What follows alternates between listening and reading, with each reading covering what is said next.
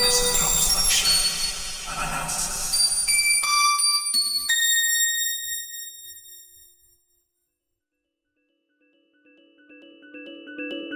Kit in the Mystic Forest, Act 1, History and Quest, Part 1. Every story needs an open.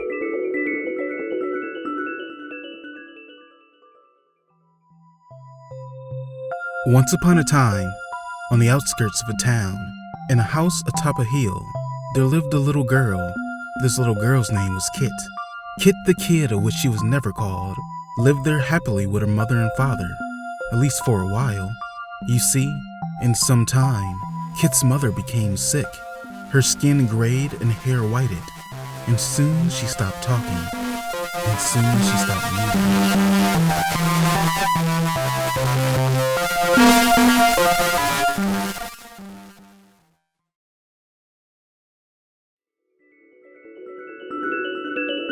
Part 2. Something he couldn't hope to forget.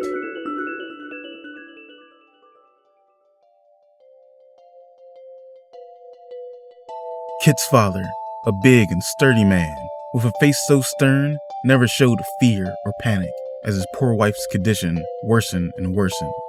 However, with each new symptom she displayed, his brows would knit and his scowl would strengthen. His face never showed fear or panic, but it did show concern, and gravely it was, as so it seemed to him that this affliction was familiar, a remnant from his past, a past he couldn't hope to forget.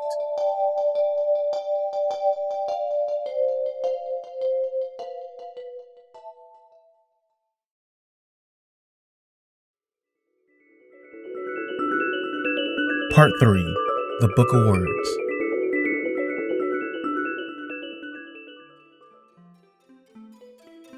He knew what he had to do.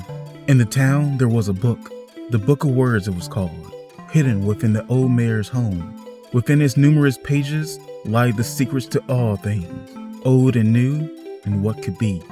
That book, he knew, knows of a way to cure his wife, and so he grabbed his satchel and torch, kissed his daughter and wife upon the head, and jumped on his steed. Townward he went, back to his old home, back to the place which banished him and his own.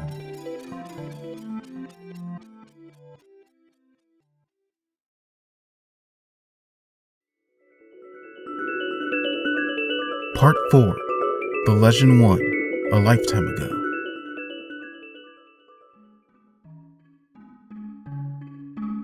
As he raced down the hill, raced towards the town, he recalled his life past.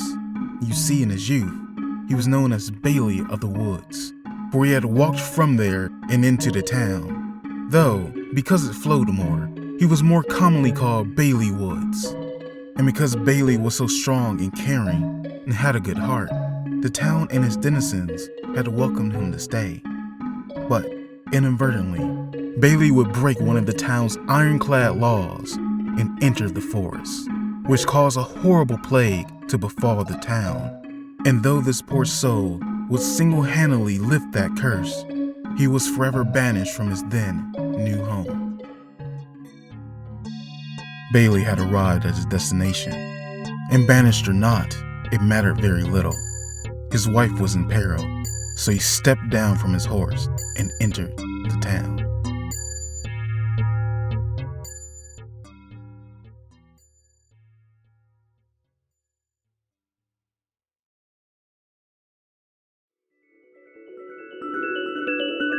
Part 5. The fault lies not with us.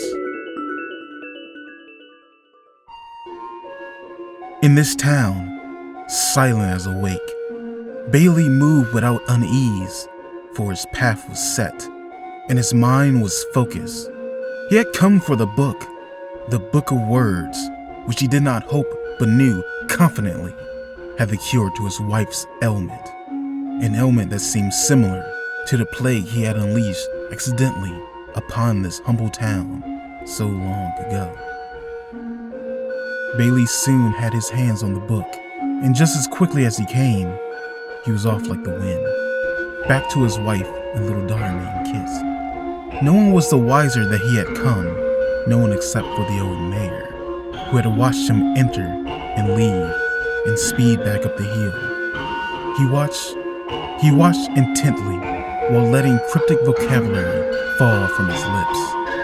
The fault lies not with us, Bailey of the Woods.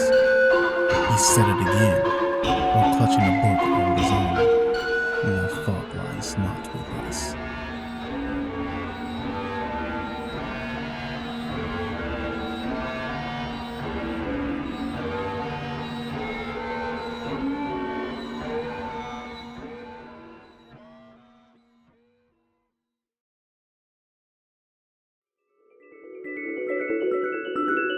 Part 6.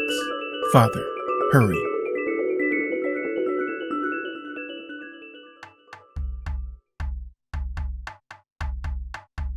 Back at the home of Woods, Bailey's daughter, Kit Woods, was tending to her poor sick mother while not so patiently awaiting her father's return. She zigzagged between panic and duty.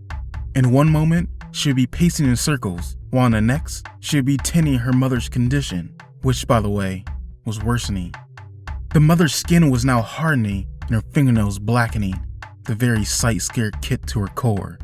Her little mind, frantic, meandered between panic and duty. And all she could think to say was, "Father, hurry."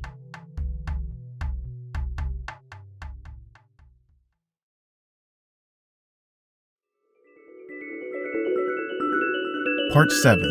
The Legend 2. Dream with Lorelai Eisweirth IV.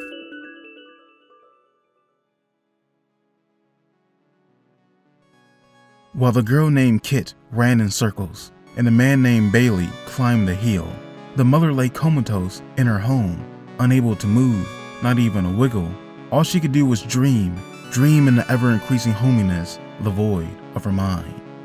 She dreamed of her mother, Lorelai III, and of her grandmother, also named Lorelai, and then of her great-grandmama, the great Lorelai I.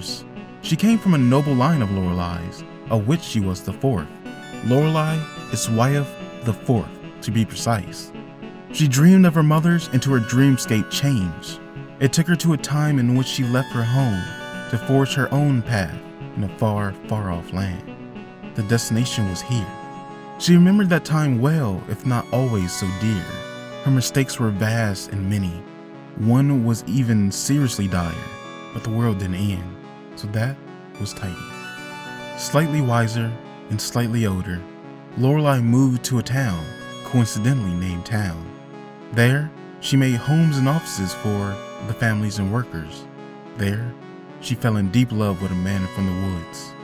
In the end though, that man would make mistakes so costly and dour that he would be forced to leave.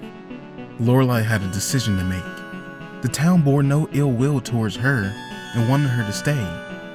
But without a second thought, she chose to leave with that man, forever banished with the one she loved.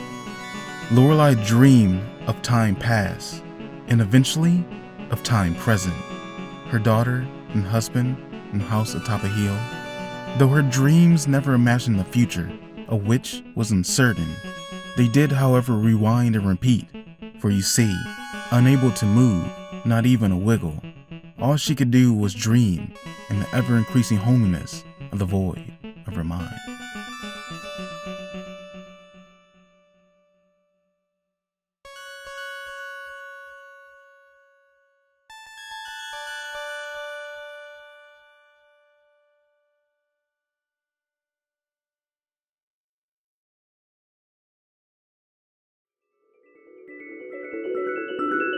Part 8.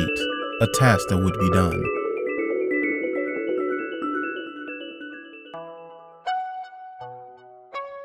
Bailey returned home and Kit rushed to his side, but embraced the two could not stay for long.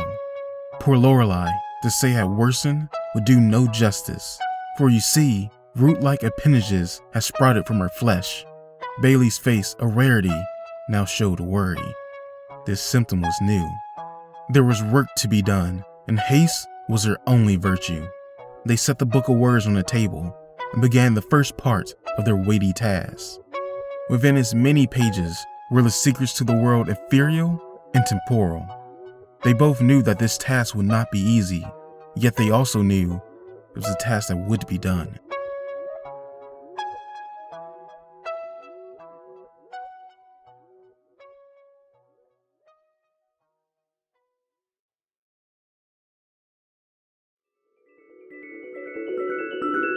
Part 9.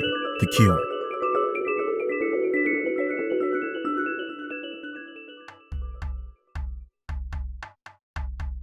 The days were long, and the nights even longer. The two, duo of daughter and father, worked in shifts. One would take care of the mother, while the other scoured the book for anything of use. This went on for days, but pay dirt did come, as on one of the book's innumerable pages was an illustration that must resemble the mother's state. It listed ingredients 5 that could be mixed at the sacred forest's altar to form a salve to alleviate the afflicted. A swirling ball of frozen sun, grounded bark from a talking tree, spring water blessed by fairies of the forest, the fine white hairs of a stallion of the wind, and finally, blood bonded of both love and of the body. Obtaining blood bonded by love and body would be simple. For love, Bailey pricked his finger and drained some of his blood into a bowl, and for body, he would do the same with his wife. However, getting the rest of the items would prove more difficult. He would have to venture into the sacred forest, a place proven cursed by young Bailey Woods. So, he grabbed his satchel, putting book and blood inside, kissed his wife, and vowed to cure her. He picked up his little girl and held her close to his beating heart. The rhythm rhyme it made always calmed her mind. In his loving arms, Bailey told his daughter to take care of her mother and that she need not worry. He will return with cure in hand, but, he warned, should anything happen, should something occur, she must not enter the forest, for the forest was cursed. And with that, he left, on steed to the forest.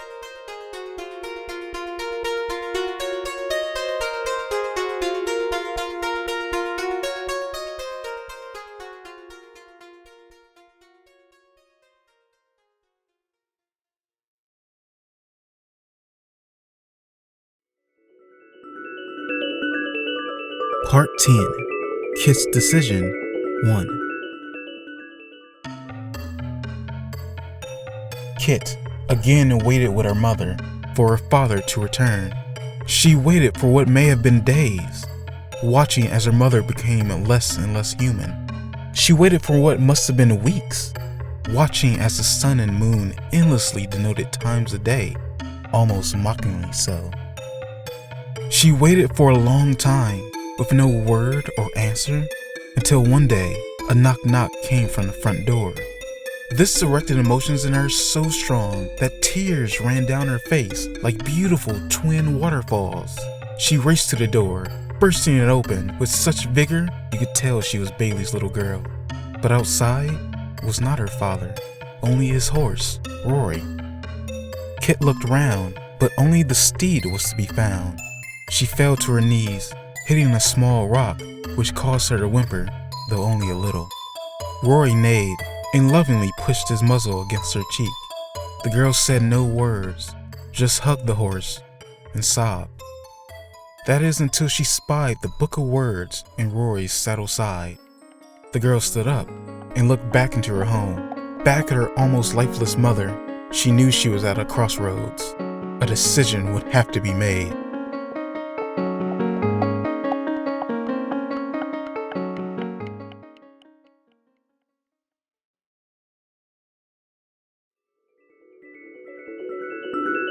Part 11. 𝐻𝐤𝐤𝐞 Decision 2.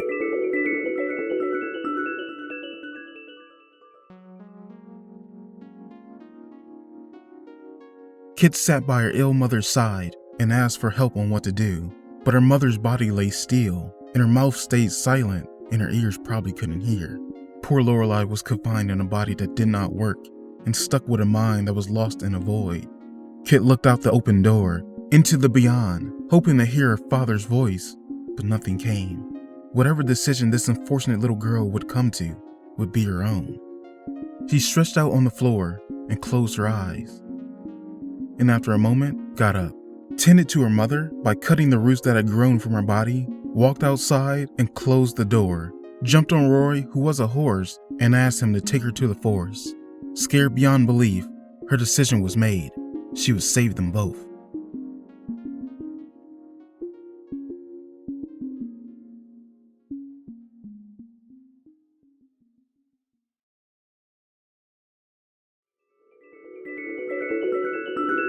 Part 12.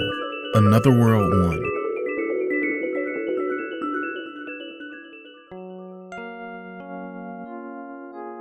Upon reaching the forest, the horse named Rory stopped and laid down.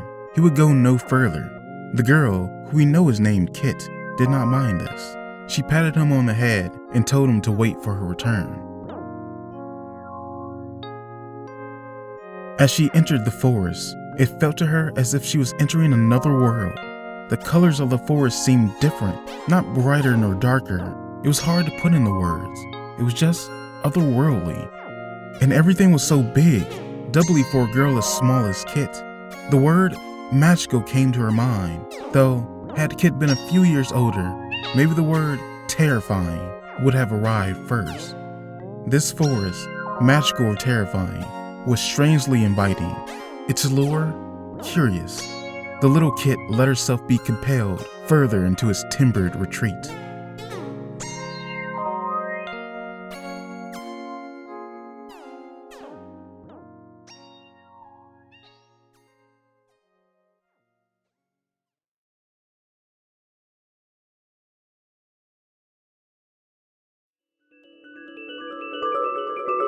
Act 2A, The Forest and the Cure, Part 13, Bailey's Satchel.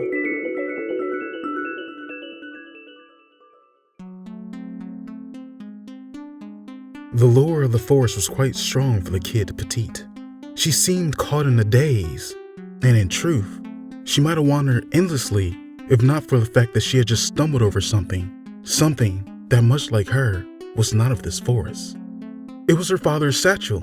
She surveyed the area, but nothing was peculiar aside from that bag. No signs of a tussle or even a sleeping man. Kit checked the inside of Bailey's satchel to find that he had obtained 2 more of the items, a swirling ball of frozen sun, as well as some fine white hairs from a creature unknown, possibly the stallion of the wind.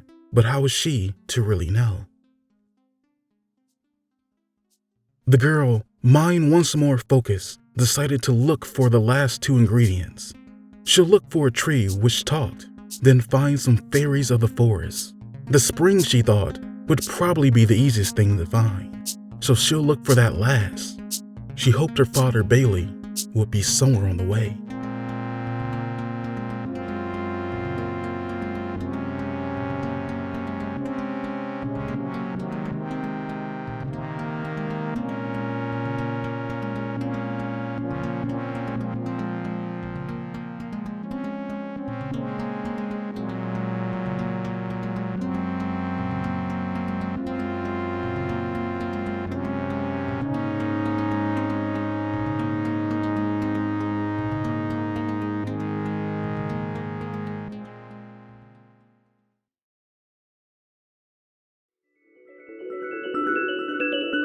Part 14.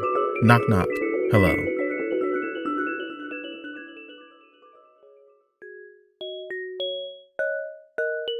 Not knowing how else to find a talking tree, Kit went up to every tree she saw and gave it a polite knock knock and asked very sweetly, "Hello, can you talk?"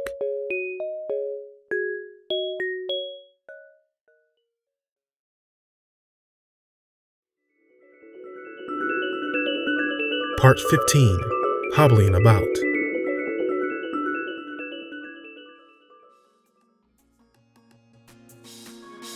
While hopping from tree to tree, she came across an area with a great many birds chirping in the sky.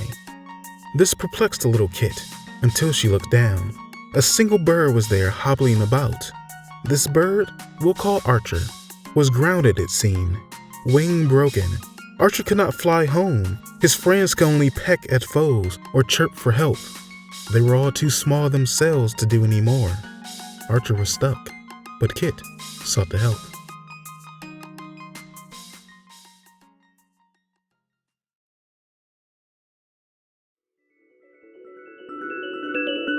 Part 16. To Let Be.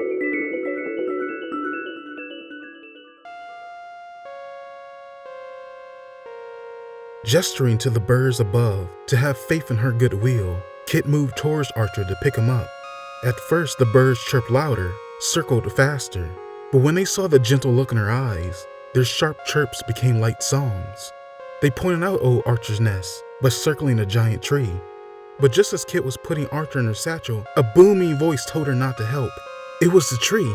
It was Archer's tree that was making the earth shake with its voice so loud. Again, it warned the tiny child, proclaiming that the way of the forest was not to help, but to let be.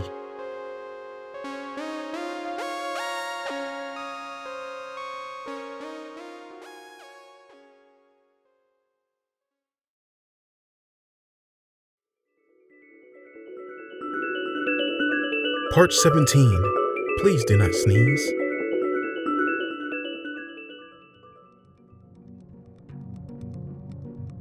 When the tree ceased speaking, all became silent. The earth became stable and the wind died down. And though birds still circled round, none dared sing song. Indeed, the tree commanded all, both beasts and nature. However, though very, very scared, the daughter of Bailey, child of Lorelai, would not be commanded by a tree, not for advice which she believed wrong. Kit picked up Archer and placed him in her satchel. She told the tree to not sneeze and proceeded to climb it all the way up to its very tip top. Well, perhaps not that high, as the nest was actually slightly lower. It was a long climb up either way, and very tiring too, but the girl did make it up and returned the bird to his home.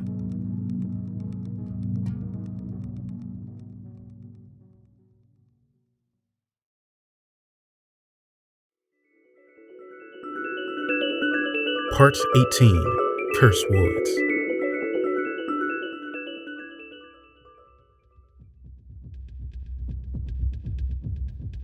When Kit was done with the bird named Archer, she climbed down from the tree, touched foot on earth.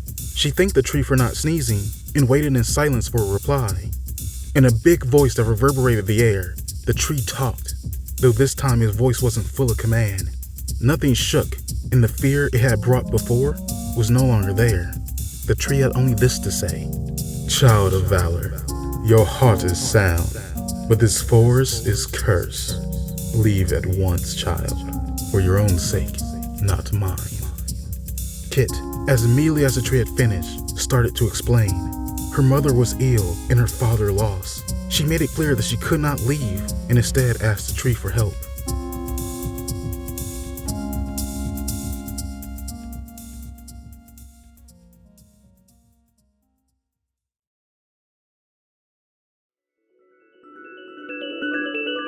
Part 19.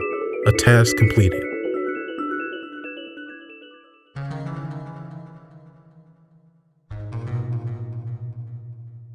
The tree could tell by her actions previous and eyes determined that though this girl was little, with mind growing, she was not acting out of thoughtlessness or folly, but out of love and determination.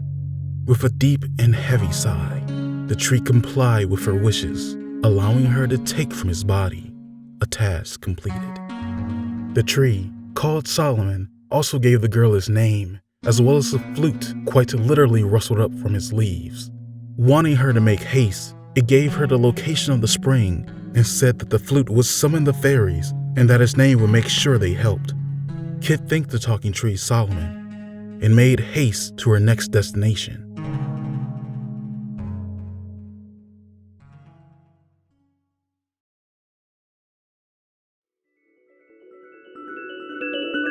Part 20.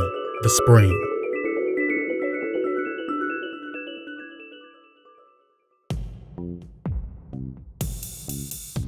Upon her destination reach, she inhaled real big and blew her fleur leaves as hard as she could. A slight dizziness overcame her. She'll remember to catch her breath first next time. At first, nothing came, so she blew it again, and on second turn she saw something quite strange. Tiny footprints danced across the water, and laughter soon filled the air. Leaves started to rustle, and other noises could be heard. A party had started, yet not a body could be found. Curious.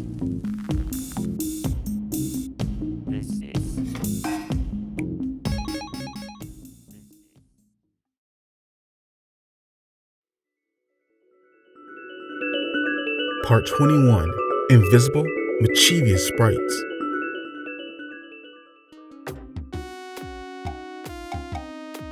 Perhaps they were shy, Kit thought. No, too much fun was being had, she concluded. Perhaps they were invisible, Kit thought again. Yes, that must be it, she concluded. That was a reason for the flute, she assumed.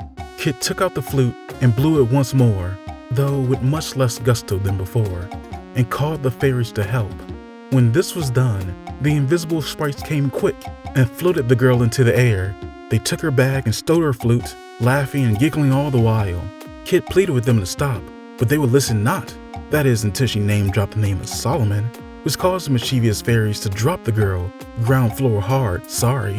One fairy visified to verify, "You must mean the great tree of Eisweirth, Solomon."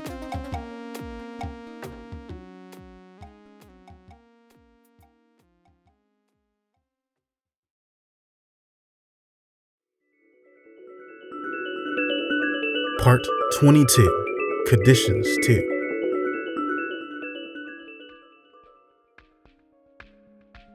The small child replied that she did not know his full title, but it was a talking tree, with a voice so bold and strong that it could shake the ground and stop wind.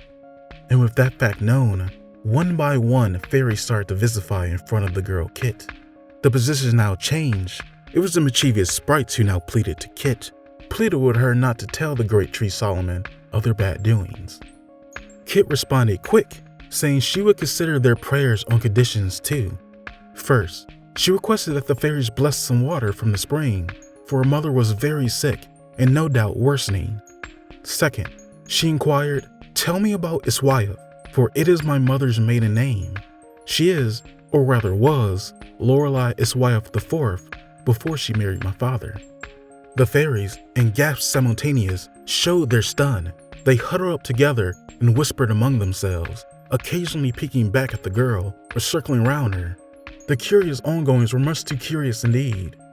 Just as Kit's fascination reached its peak and she started to move towards them, the fairy called Evermore announced to all that the girl christened Kit, wide-eyed and small, daughter of an Eisweirth, was in fact a fairy, at least a little.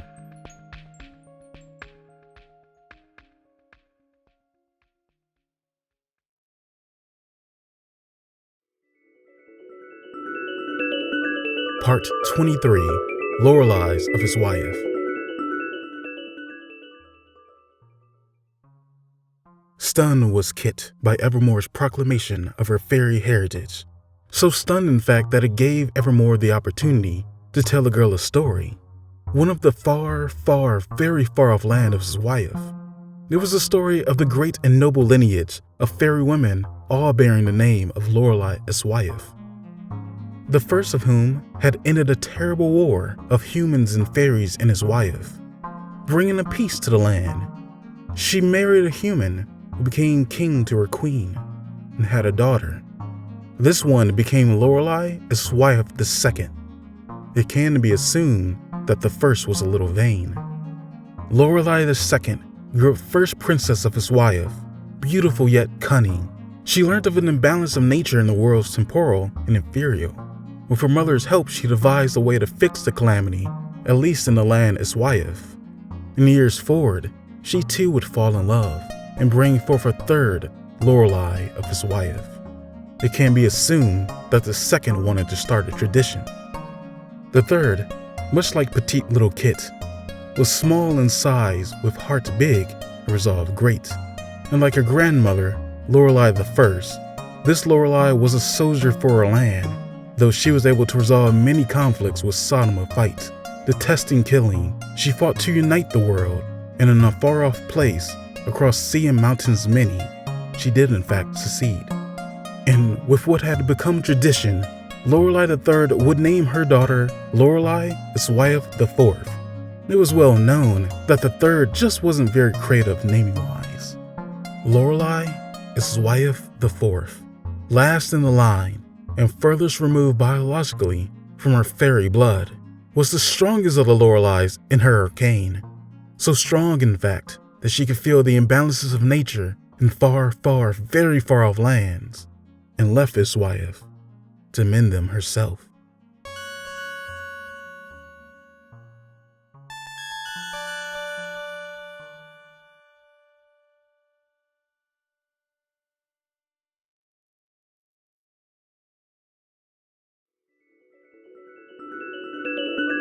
Part 24, The Legend 3, Can You Feel It?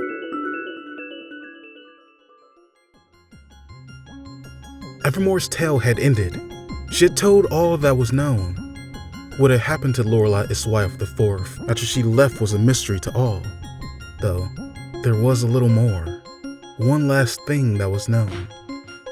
A long, very long time ago, in this very forest, a great imbalance did arise. It grew and wouldn't stop, eventually swallowing a nearby town. No one thought the calamity would end, but then one day, from right within the forest, the very center of this wood, came a strong and powerful arcane that bathed the world in light. It greatly weakened the imbalance and forced it back into the forest. It was never known who or what resolved the issue, just that the outside was saved and the forest had changed evermore. At last, it seemed the town, fearful of another calamity, had caused something very disturbing to awaken. What? The fairies did not know, but its immature power could be felt. The imbalance of nature was growing yet again. They asked her, "Can you feel it?"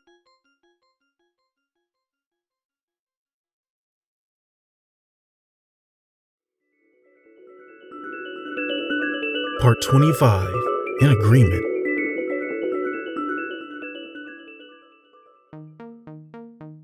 The fairies and Kit were in agreement. Lorelai of Eisweirth, fourth in a great line, must be saved. Kit opened her satchel, took out an empty container, and filled it with fresh water from the spring. The fairies blessed it. Once done, the fairies surrounded Kit and sealed her in light shining. They told her not to fret, for the light was simply a teleportation arcane. In seconds, she would be at her next destination, the altar. They told her, ears up, for a test would be forthcoming. If she wanted to return, the arcane she would repeat, 𝐿𝐿 Sanitos, would get her back here in a jiff. And with that, Kit the Kid had vanished.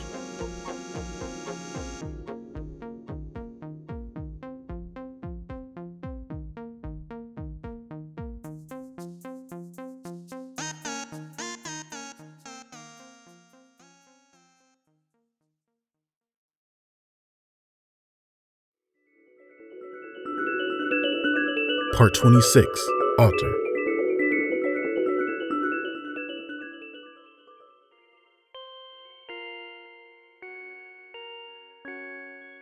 In a ball of light swirling, Kit had arrived somewhere deep in the forest, to a place full of half-sunken structures and moss-covered stairs leading to heaven, or maybe nowhere. The place seemed mystical to Kit, as if from a distant time, and it also seemed to her to fit just perfectly right here in this forest. In the back of it all was a solitary structure that was perfectly intact, almost out of time from the rest of this place. That structure was the altar. Grand and jeweled the altar was. Kit marveled as she ran towards its splendor.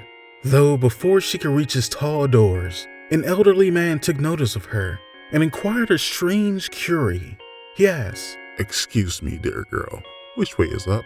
He stumbled, dazed, confused, lost, and wandered right off before the girl could give answer, which of course she pointed up. Everything was odd about him, from his condition to his book to the way he glowed. Yes, thought Kit, especially the way he glowed.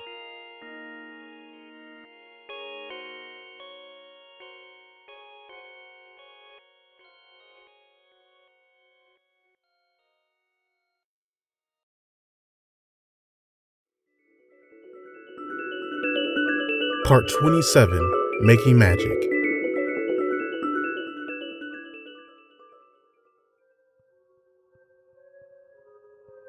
Inside, the altar was dark and cold, but this mattered not. Kit, in brilliant focus, opened her father's satchel and took out the items 7, the ingredients in a bowl, and of course, the book of words, and began her work. She started by grinding the bark of the Solomon tree, then adding in the hairs of wind. She poured in the water blessed by the fairies and dropped in the ball of frozen sun, which melted. The frozen sun had thickened the mix and made it both warm and cool to the touch. All steps were being followed in order dictated by the book. Next, the book said, though not out loud, that the altar would glow, and eerily, it did. At last, she added the final ingredients to the mix, bonded blood of love and body. By this time, the book foretold that the mix would change colors from muddy green to a pale red, and that the chamber would become blindingly bright with light. But it didn't. In fact, not only had the paste not changed colors, but the chamber reverted back to its dark and cold state. The situation was Part 28, Bonded Blood.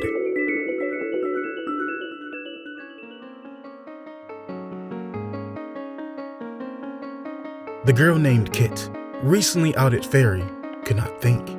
She was lost as to what to do next.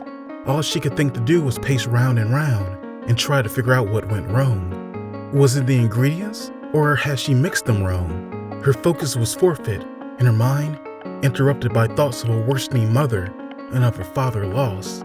Her mind spun round and round, and though she never doubted her father's efforts, she did feel the need to blame those stupid white hairs, the ones of the stallion of the wind. And right as she thought that very last thought, did her petite frame take a tumble, smacking head, flesh to ground hard.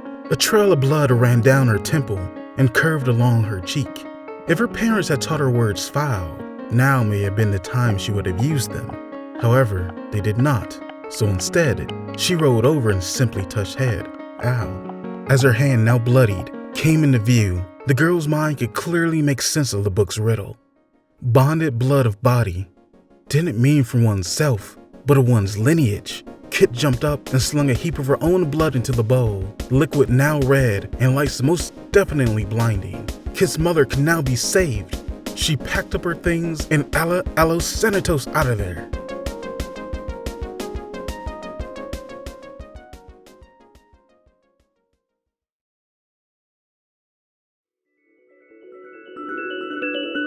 Part 29, A Mad Dash Home.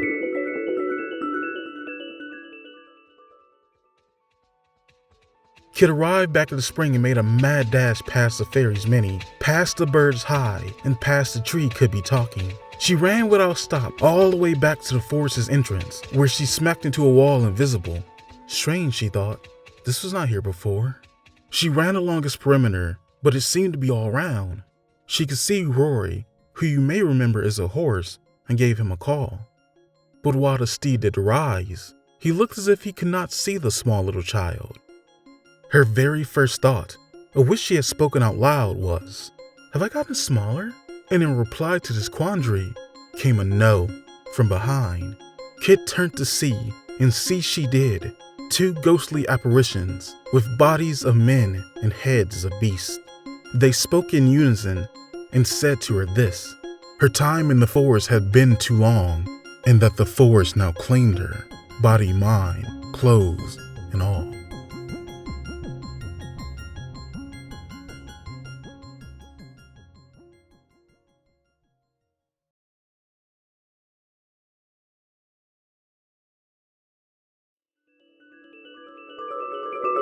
Act 2B, The Forest and the Father. Part 30, Beating Ground 1, A Comfort to a Poor Little Girl.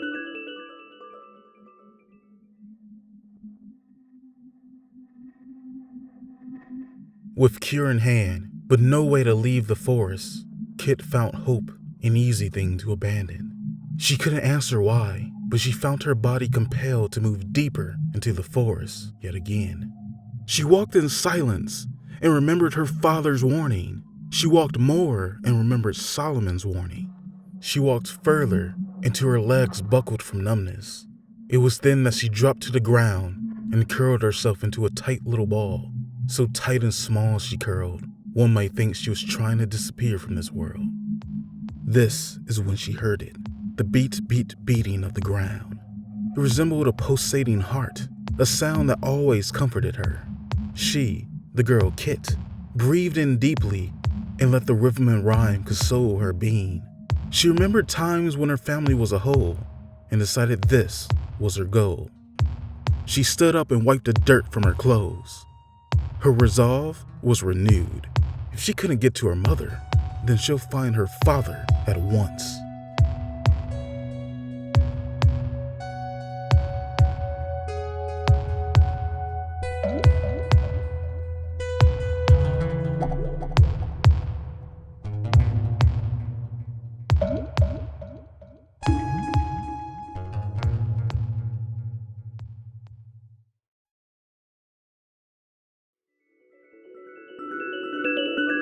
Part 31, Where to Go Next.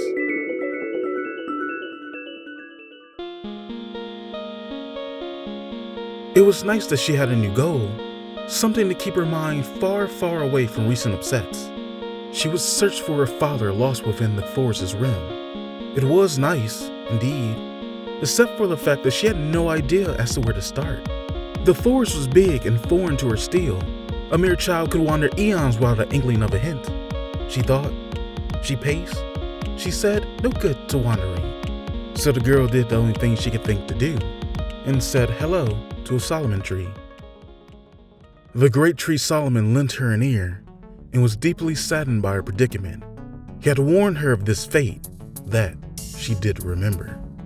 And in a voice as big as he was tall, Solomon said he could not help. However, he suggested that she go and take a peek at the book in which she carried, the one we all know, the Book of Words.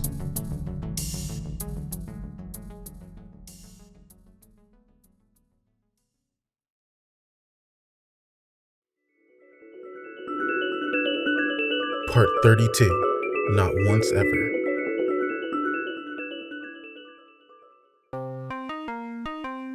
To use the book, the one of words, had never, not once ever, entered the little girl's mind. Had she wasted some time to give Solomon's ideal a name, it would have been brilliant.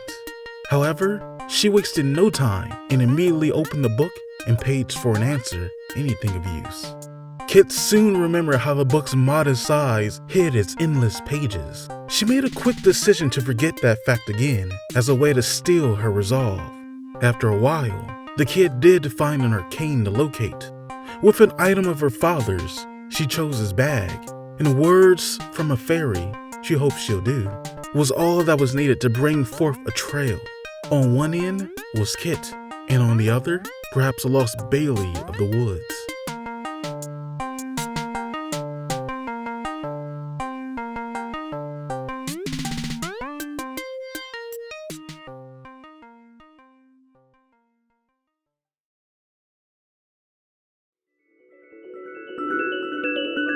Part 33, Is he here?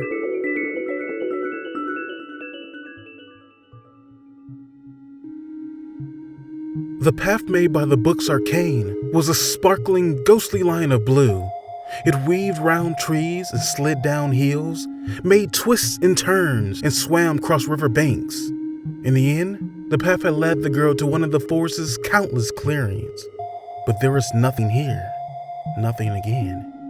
Only the same old trees and grass and far-off sky she's seen just about everywhere here. She asked out loud, to any who could hear, "My father, is he here?"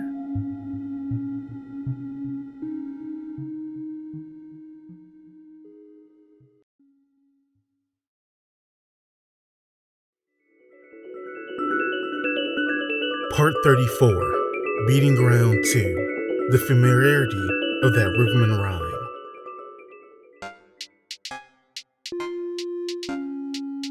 She asked the trees if they could talk. When she found they could not, she climbed them instead.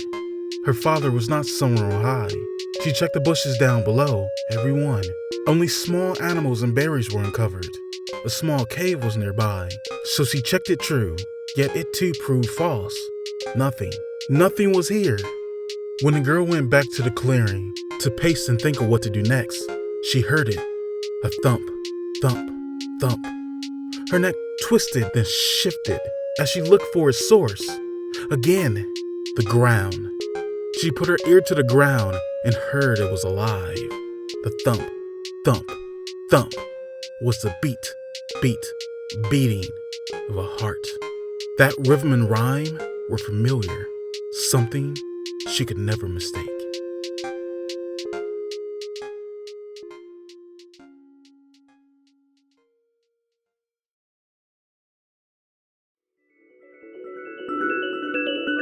Part 35. They saw her.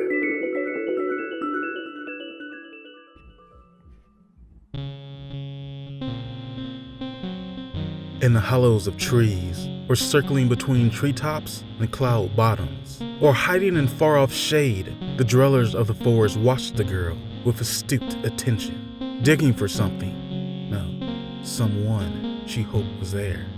On her knees in dirty clothes, digging with sticks and twigs until they broke, or pounding away with rocks until they crumbled, or clawing with her bare little fingers, blisters be damned. They saw her face painted with a blend of dried blood and tear-mixed mud. But most of all, and this is important, they saw her fierce determination. They saw fear and failure only slowed, not stopped her. They saw her. The birds were moved first. They could be idlers no longer. They swarmed round Kit and dropped off supplies, twigs and rocks and other useful things. And by her side, a familiar little bird clawed and pecked at the ground. The code of the forest was changing once again. The fairies were next. They sent word throughout the forest that this brave part-fairy girl needed assistance and that support was a must. Even far-off Solomon motioned to help, rising a giant root from the ground, which seemed to float itself away.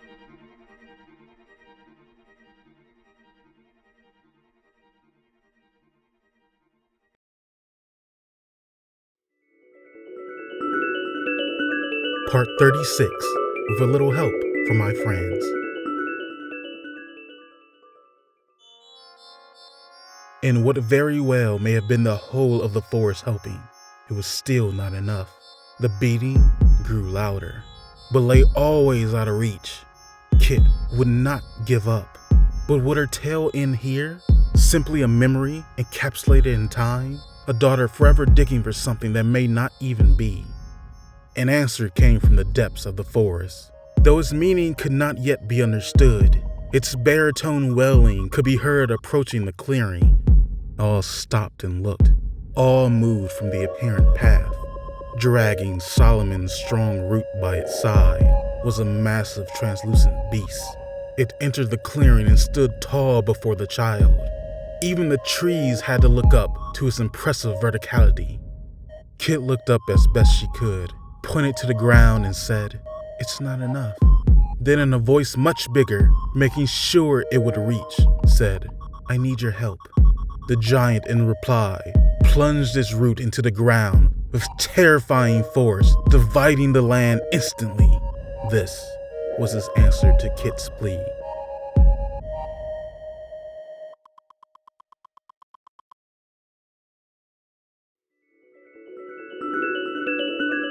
Part 37, Beating Ground 3, Eyes That Won't Flinch. When the ground was finally open, it was not victory that confronted them, but agony. Their eyes, unflinching in horror, forced to see, saw that the land was living, no, rather composed of the living. Thousands upon thousands of bodies, mangled and contorted, ripped and battered, screaming and moaning, and yet still beating. It was awful. Sights, sounds, smells, all awful. And indeed, among them was in fact the girl's father, Bailey Woods, with heart external chest, beating, still very much beating, adorned in red and meat. Yes, she had found her father, and she could not look away.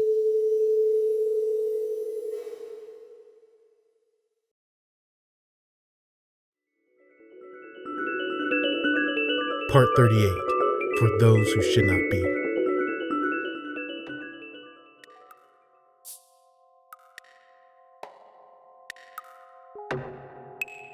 Evermore, fairy of the forest, held Kit, daughter of Bailey, in her arms, trying to shield her small oval eyes from the cruel sight. But Kit needed to see, needed to know what had happened. She called out with voice wavering, and Bailey did hear. He answered weakly, all previous strength lost. He told his daughter that he had much to explain, starting with the fact that he was born of sand and dirt. He was, in fact, a golem, brought to life by this very forest. And now, he has cruelly been returned here to this earthly prison by someone who sees him, his family, and this forest as abominations that must be cleansed.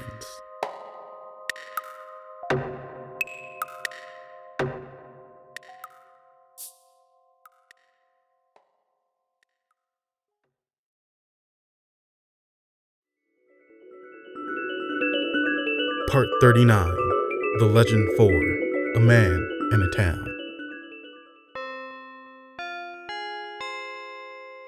Bailey had a story to tell his little girl. It was an old tale about a man in a town. It began with that town accepting this man, this foreigner, and allowing him to stay and live amongst their ilk. In reply to their kindness, the foreigner worked hard, and all was well. At least it seemed so on the surface. But in truth, the townspeople lived with hearts heavy, and the man did notice. The foreigner had a talk with the mayor, and though hesitant at first, he recited the legend of the town. Long ago, long before the mayor's time, long before his father's time, long still before his father's father's time, a great calamity has struck the town and its people. It plagued the town for many moons and threatened to erase it from the world itself. But then came a glow from the forest, and the disaster had ended.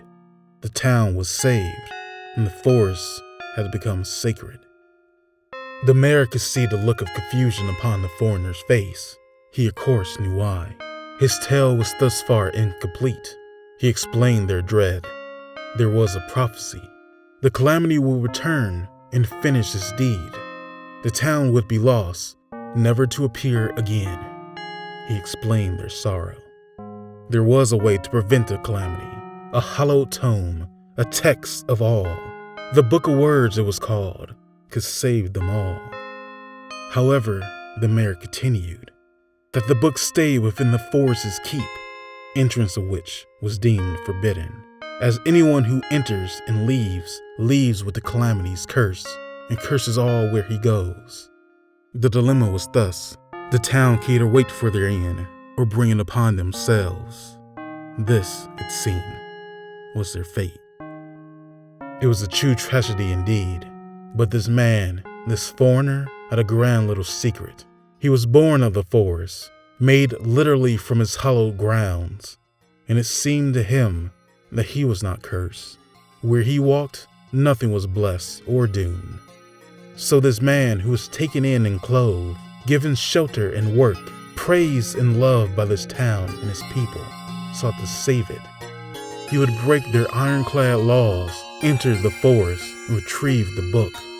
Only when he did, it was not salvation that he brought, but a terrible plague that ripped through the land. Many became lost. And though this man would rid his home of the curse, he had to go, forever banished. This was Bailey's story. This was what he had done. And this is why years later, the mayor, now old, would do what he had done.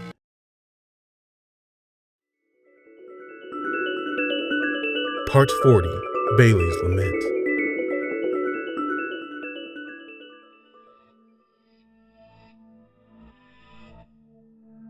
Bailey had encountered the old mayor. It was he who imprisoned him here. Talking with that man, he told his daughter that he learned a great many things. Assumptions pieced together from a madman's ravings, though he was sure that they were more true than false. The town, once beautiful, had now changed. Warped was its people's minds, warped by fear and paranoia. They had done a great many ill acts to keep themselves safe from another horrible plague. And at its disturbed center was Thaddeus Johannson, the old mayor. Somewhere between Bailey's banishment and now, the old mayor had found out about Bailey's little secret.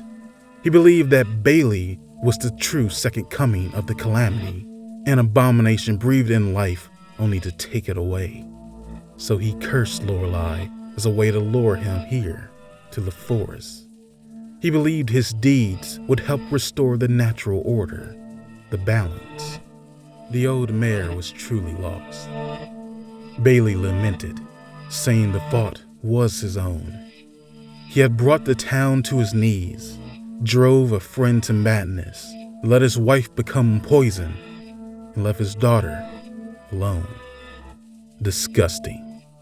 This was the only word he could think to describe himself. He lowered his head, unable to look at his daughter anymore, and cried, "Forgive me, Lorelai. Forgive me, Kit."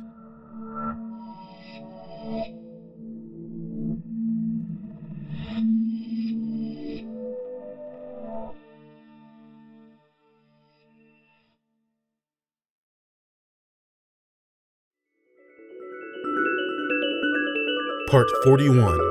Cruel Truths.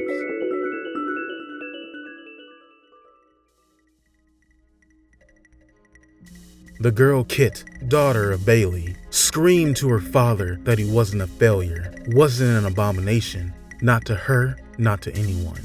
This situation was something she wouldn't accept. She threw down her bag and took out the book.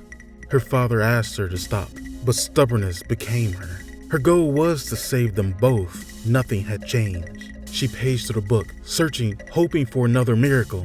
Then Bailey called out again, this time in a frighteningly commanding tone. "A way may very well be in that book," he said through pained voice. But too much time had passed. He was Earth once more. Quiet was the forest until a golem named Bailey spoke out again. He told of a way, a last resort, that Kit may leave the forest and reach her poor, ailing mother, Lorelai.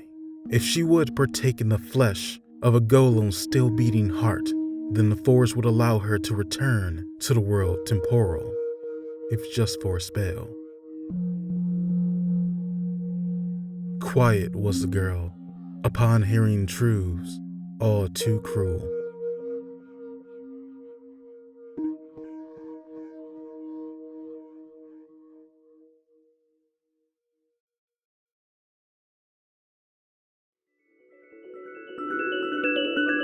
Part 42. Halo of Honey.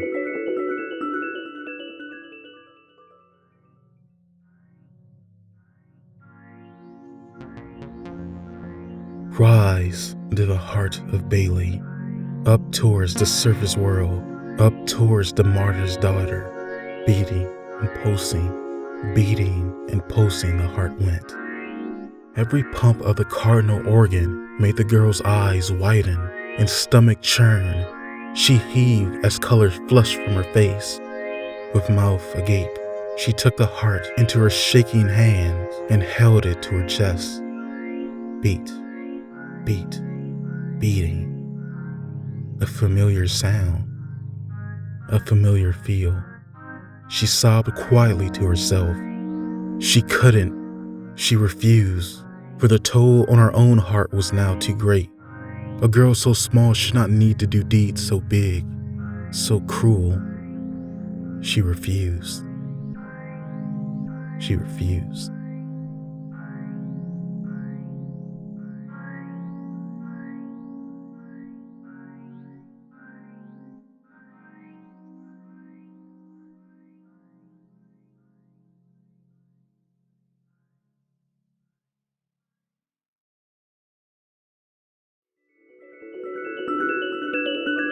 Part 43. Love 1. Father and Daughter.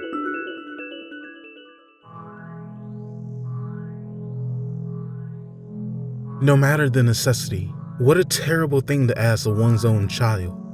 Lamenting this fact, Bailey of the woods, now of the ground, could only muster how sorry he was.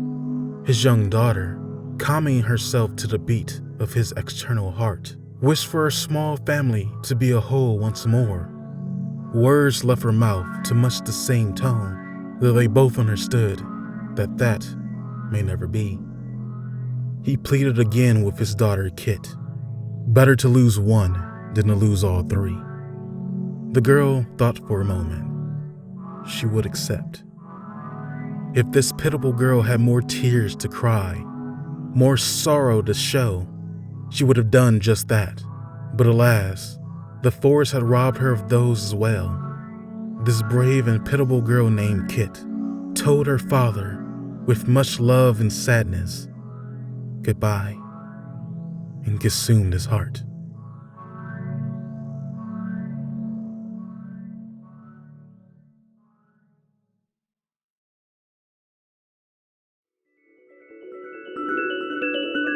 Part 44, Another World 2.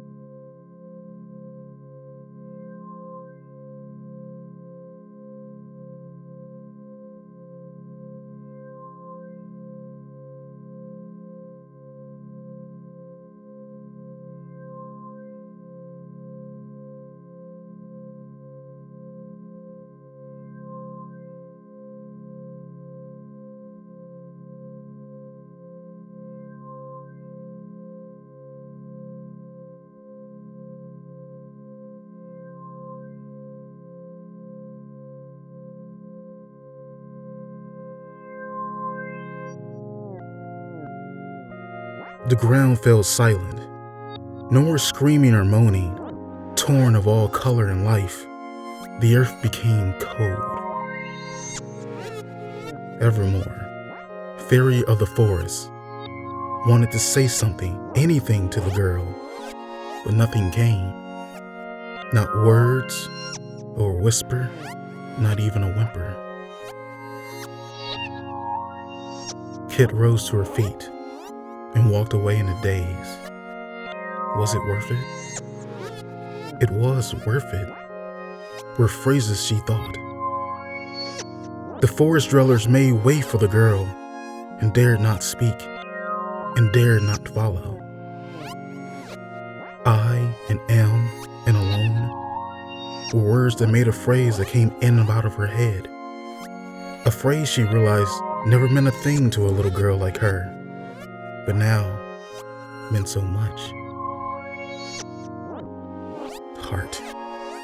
The word sickened her. So much she thought she'd puke.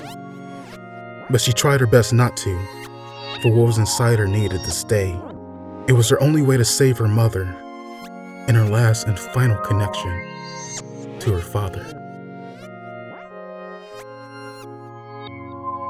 Looking round, she thought she must be in another world. Nothing looked magical anymore.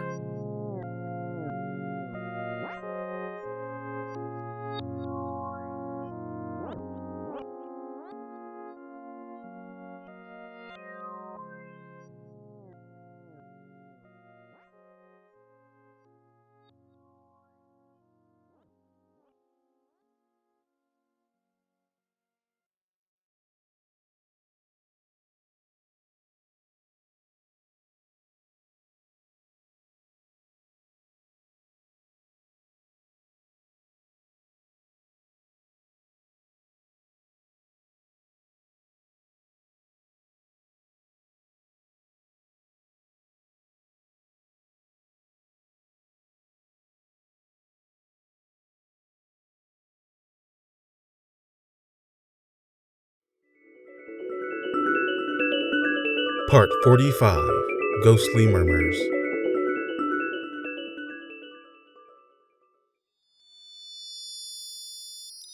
Once more at the forest's entrance, Kit held her breath, thinking it may ward off unwanted half-men, half-animal guardians.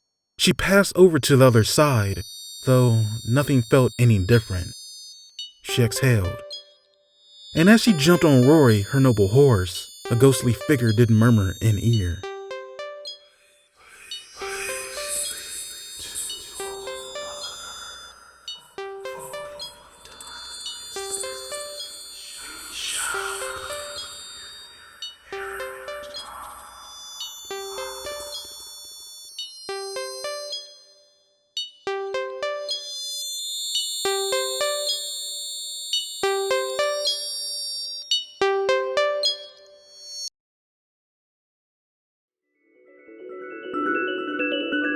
Part 46, Love 2, Mother and Daughter.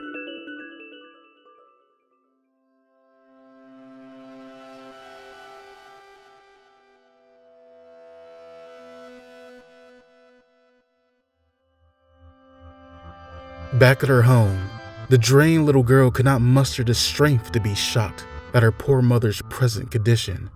Completely wrapped in a cocoon of tree bark, with white fuzz growing like moss in her shell, Lorelai's state was completely inhuman. Roots from the shell had pierced various points of adjacent space, giving no care that this used to be a place where people once lived. Quietly, Kit opened her father's satchel and took out the pink salve. She tended the roots as best she could, then rubbed the salve on what had become her mother's body. When she was done, she got close to her mother's side and fell asleep. The morning came too soon, yet not without some relief.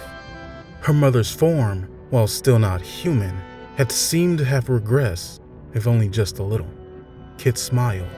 She tended to some more roots and poured the last of the salve on her mother's less monstrous form. When she was done, she could feel the ghastly presence of what she now thought of as half-human, no-hearted scum. Wait, was the first word she spoke that day. She wrote her mother a letter, hugged what she could of her, and said 2 more words: love and you. With guardians on either side, the then living kid known as Kit exited her home. Rory, the woods' steed, started to pursue, but soon stopped as there was nothing left to follow, hold a small whisper of goodbye.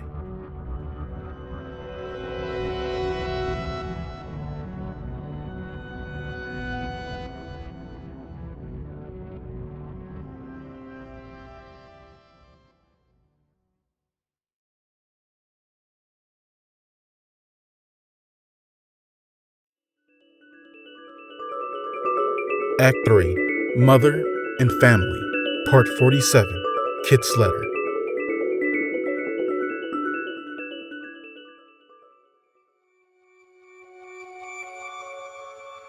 On the outskirts of a town, in a house atop a hill, eyes did open. The cure had worked, and Lorelai Eisweirth, fourth in a line, was alive again and in splendid womanly form. A form, by the way, that was not at all surprisingly starved. She looked and searched and scratched her head. There were a great number of things amiss. Her short hair disheveled, her body unclothed, her food pantry empty, her humble abode shabby, and worst of all, her beloved family missing. And not only that, but a very distinctive ominous feeling hung in the air. She need not wonder. She knew. Her brows knit as she thought. What had happened? She had been sick, that much was known, but the extent and time were details unknown. Though through a brief inspection of her abode, a letter was produced.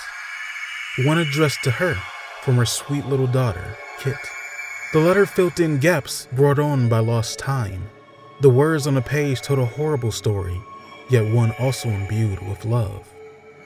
And without a moment's delay, Lorelai Woods, formerly Lorelai Eisweirth IV, made her way to the forest, though first she dressed.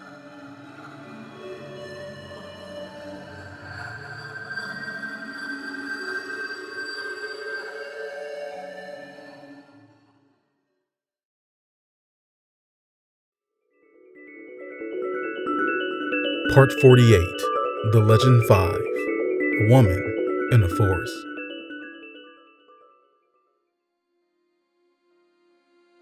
Lorelai Woods, fourth daughter of his wife, furthest removed from her fairy blood, was not entirely unfamiliar with the forest, both sacred and feared. She knew of his power and of his secrets. Yes, she knew this place very well. For when she was younger, still a lass in her homeland, she read books about this very place. The forest those books told acted as a sort of bridge between the worlds temporal and ethereal. A nexus, if one would, of many worlds both seen and unseen. She knew this place well, for when last she was here, a great loss did she suffer, fooled by her meager power and vainglorious mind. She had sullied the name of her mothers. She had sullied the name of his wife. Yes, she knew this place very well. She breathed in deeply and took for the first time in a long, very long time, her first steps back into that very forest. She exhaled. As she hiked through the forest, she could see that this place had changed very much since last she was here. She could think on that later, she thought, for her first goal was finding Kit, and for that, she would find herself once again asking an old Solomon tree for help, of which she was much obliged to do.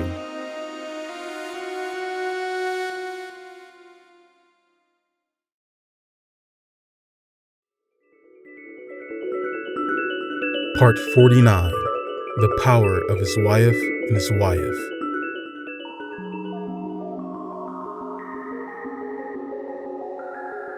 Solomon would help Lorelai, but the true task would fall on her, for like her, his power too was greatly weakened a long time ago. Solomon's power, a permission from the forest, the crisscrossing network of roots beneath, would be paired together with the weakened, though still great arcane, of Lorelai Eisweirth the Fourth, to pinpoint a scared little girl, a one Kit Woods. With all of Solomon's power at her command, she could see in her mind nearly half the forest as whole. She could see a small cave, entrance hidden by tall leaves. She could see the girl we've come to know as Kit, curled in a small, tight ball. Immediately Lorelai left and quickly found the spot. She uncovered the protective leaves, and just as she had seen, there was her wonderful little girl. Lorelai gave a gentle call, "Kit, Kit, I'm here." And when the girl saw the face of who was calling, she crawled out of the cave and held her mother tight. The moment was nice, and in it a promise was made. Kit would be free of the forest's cruel hold.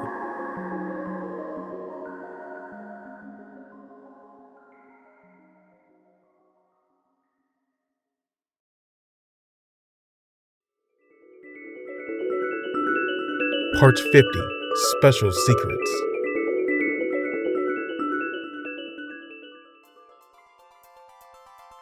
With mother and daughter reunited, the next task on Lorelai's mind was finding her man, her beloved Bailey of the Woods. She had read in the letter, the one from Kit, that he was cold and in the ground, heart-eaten and dead. But Lorelai had a secret for Kit, a special secret, one she'll likely enjoy. Her father, a golem, could be saved, for only his body was lost. His soul, however, still lingered in this place. Kit needed only show her the way.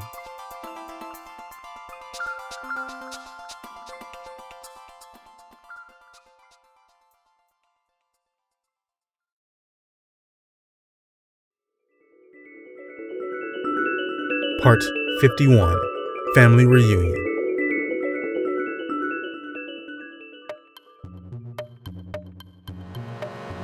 The place that Kit led her mother was more terrifying than Lorelai imagined, though she kept her wits about.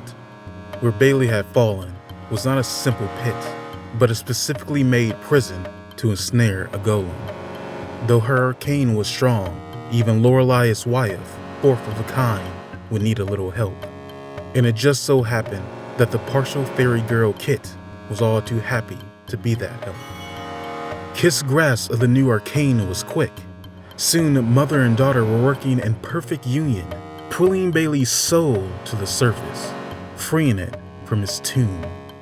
A new body would be needed, though making one from scratch would be a tough task. However, the young and resourceful Kit had a plan. She suggested the stones and rocks that littered the ground still here from the excavation.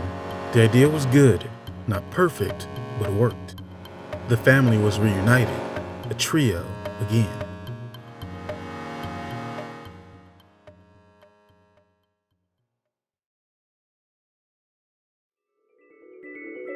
Part 52, The Legend 6, Odyl's Colloquy.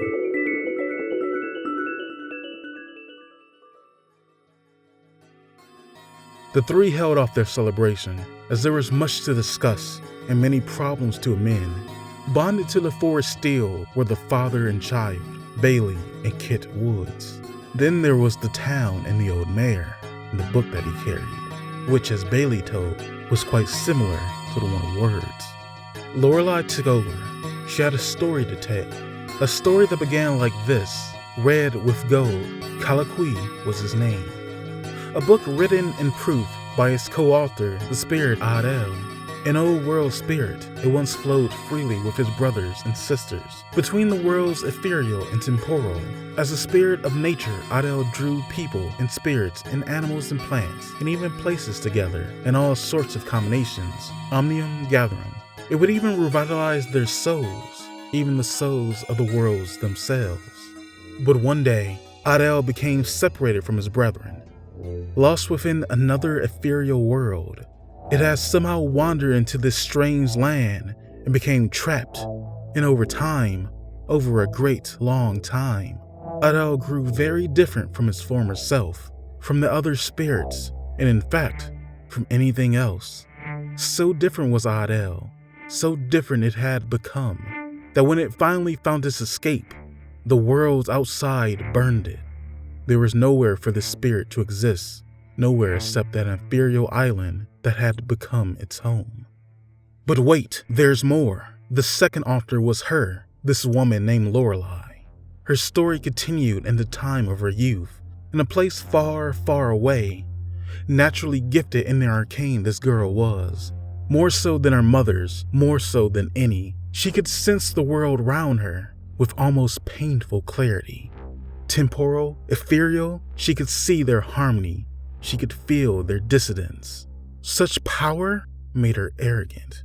She believed she could do it all. So one night, alone, against her mother's wishes, she would leave for the forest, the source of nature's imbalance.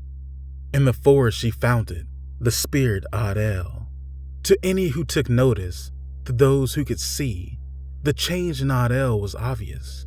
No longer was this the spirit of nature, but a cunning deceiver, a trickster with a plan to create a text that could bind her mighty arcane with its twisted power. A book designed to rewrite the nature of the world so that it could exist. Perhaps it was her youth. Perhaps it was just a heart too kind. But she agreed to craft this reality-bending book. The book, Colloquy. She thought she could do it all. But this woman, she was a fool. Lorelai became silent for a moment before saying, That day I lost my name. Kit and Bailey waited for more, but her story was done. The old legend was complete.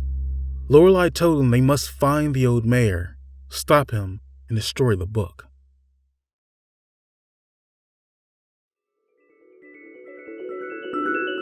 Part 53, To All Who Took Notice.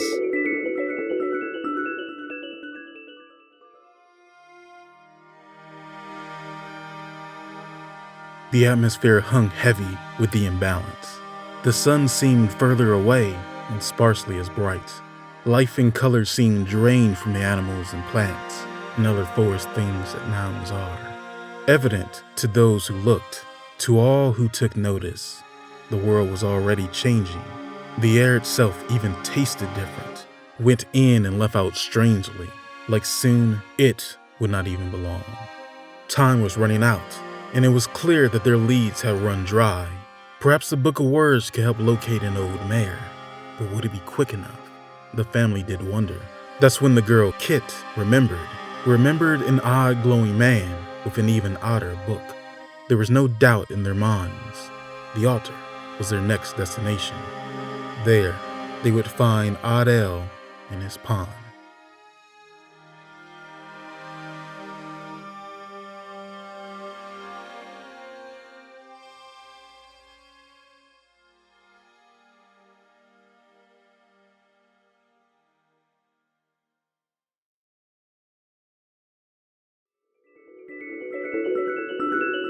Part 54, Witness 1, The Body of Odyl.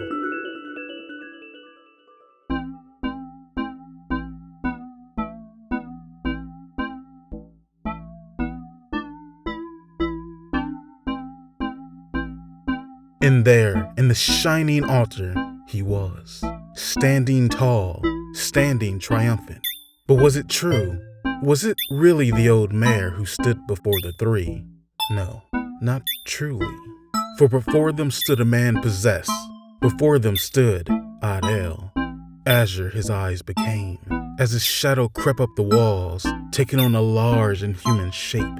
Steps were taken forward as others retreated back. Lights flickered under the distress as a tangled message was relayed. The fault is not our own, but yours, Bailey of Woods. Abomination of the forest, my dearest Lorelai. I'm so glad to see you again. Your light hearkens the calamity's return. I will need your cane once more. So you must die, so the town can be saved. Witness the coming of a new world. My world. So prophesizes the book. Colloquy.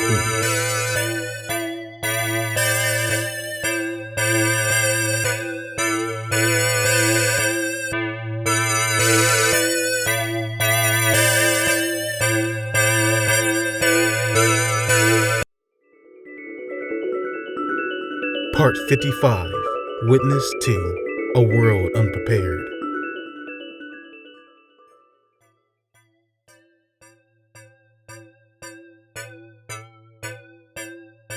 Thaddeus Johannson, temporal body of Odyl, read from the Colloquy, and the walls of the altar crumbled before all.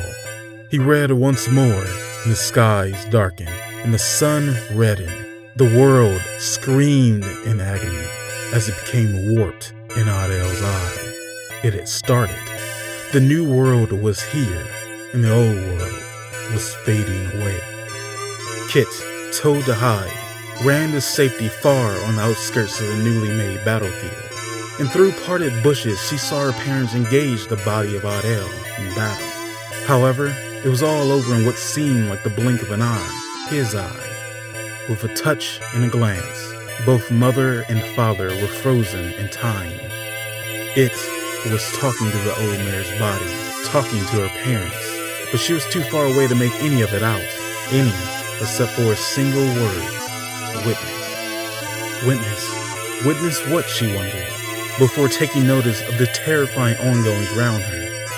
The winds raged, the trees arched and cracked, the grass turned to ash, and that creepy shadow lurking behind the old mare grew larger and larger and seemed more tangible than before.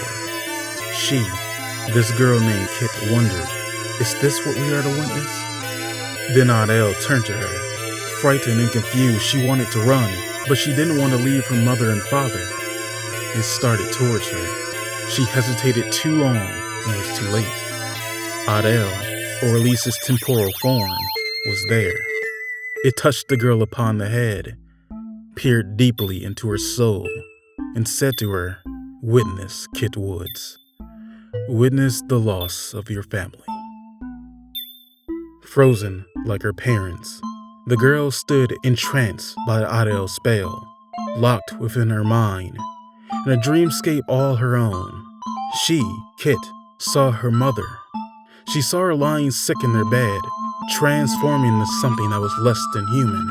She also saw her father, trapped underground, ripped and torn and sad. She saw herself, alone in a cave, rolling into a tight little ball. She saw all of her recent unhappy memories, every one. She could feel Odyl trying to bring her down, whispering ill in her ear. But strangely, she didn't feel sad or unhappy, or any other depressing emotions. It was because when she looked just beyond those moments, what she saw was a father sacrificing everything for his girls, a mother rescuing her daughter and husband, and a daughter doing anything she could to reunite her lost family. What she saw was love, and just like that, the dream was over. Kit had escaped.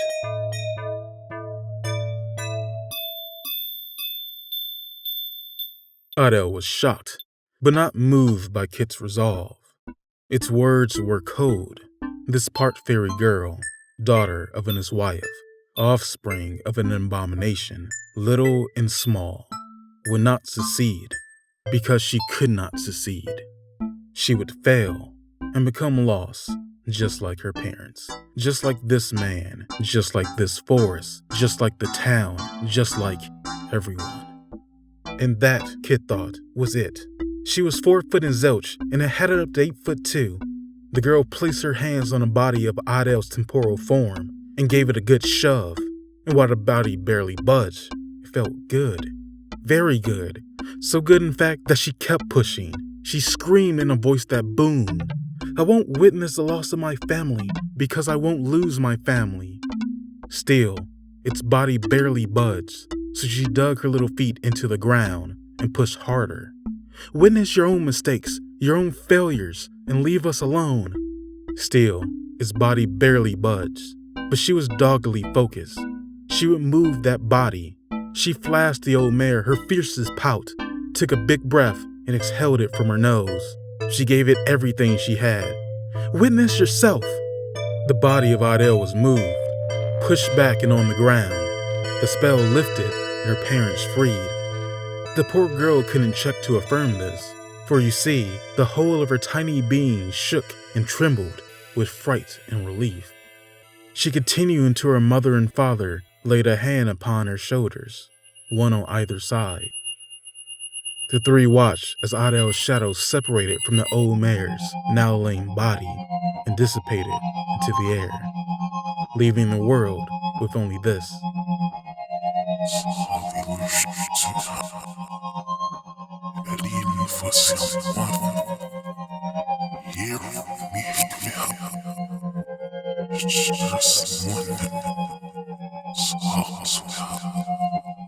I was lost, and no one searched.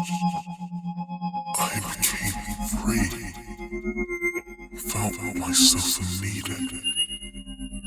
I was truly lost.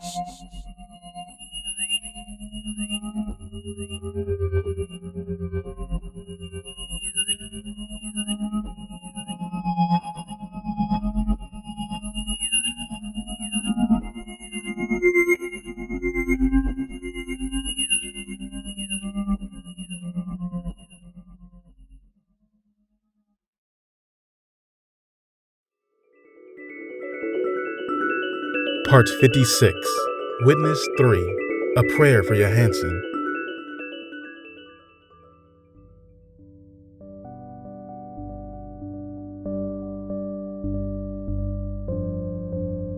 The old mare, now free of Odyl, lied on the ground with tears in eyes. Unmoving was his body, soon soul would leave flesh. He talked to all who would hear, but mainly for himself. He said he only wanted to protect his home, but now his home was lost. And with that, the last light faded from his eyes. Lorelai said a small prayer for him, while Kit clung to her father's sturdy leg. Bailey's eyes, ever hard to read, only stared. Lorelai closed his eyes, then took the Colloquy and burnt it in her hand. The spell and Odyl were gone, but the balance of the world temporal was damaged.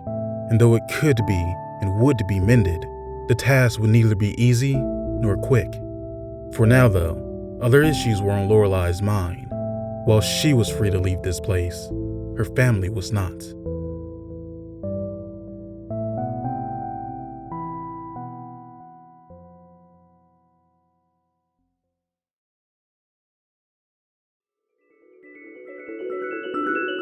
Part 57, Love 3, The Spirit of Sacrifice.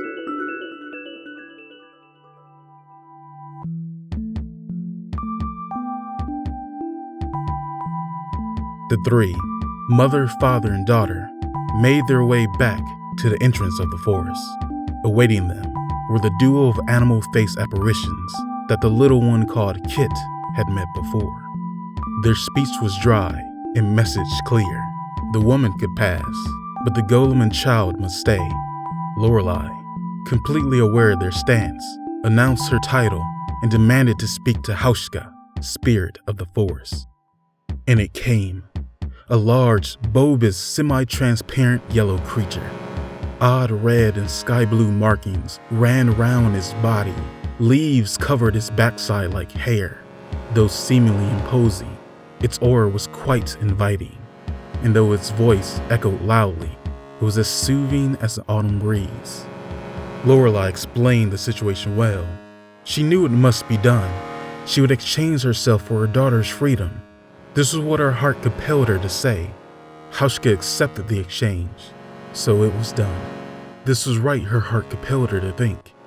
The parents would stay, and the child would go.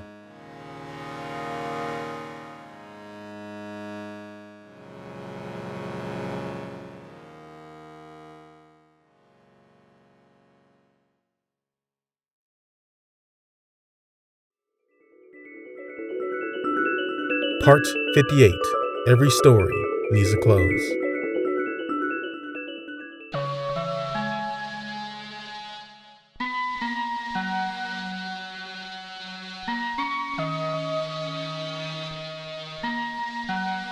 The girl didn't want to go at first, but her mother assured her that she would find a way to reunite them, that they would just be behind her for now, though 𝐾𝐤𝐤𝐞 should be strong and go. And with a gentle push from her mother, the little girl began walking. 1 step, 2 steps, 3 steps, 4, turned back round, then walked some more. It wasn't until 𝐾𝐤𝐤𝐞 got a good distance away from her mother and father that she came to a complete stop, still with her body becoming like a strong, familiar tree. The girl stopped to think, for she remembered being in a very similar place before, at a crossroads, stuck between one decision and another. Yes, she thought, another decision would have to be made.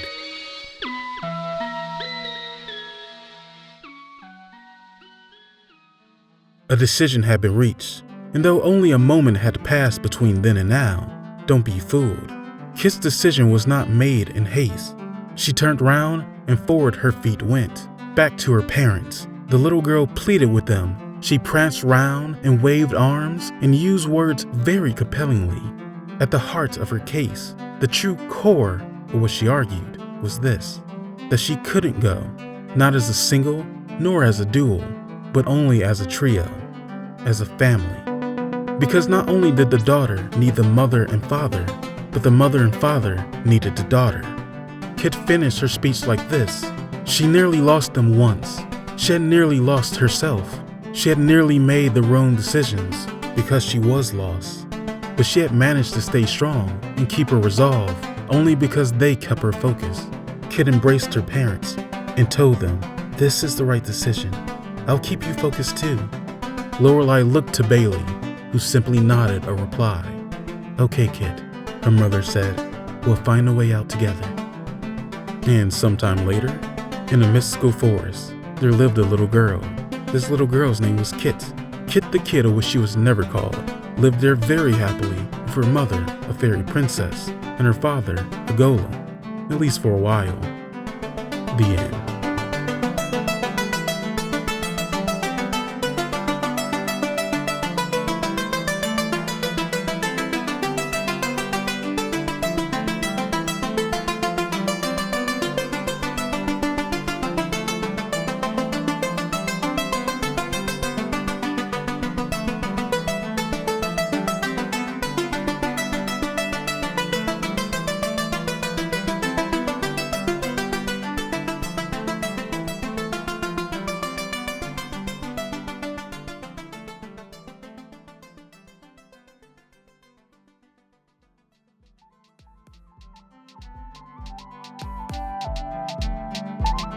𝐾𝐤𝐤𝐞 in the Mystic Forest was written by T.O. Coleman, performed by _H, with original music remix by Red Adachi.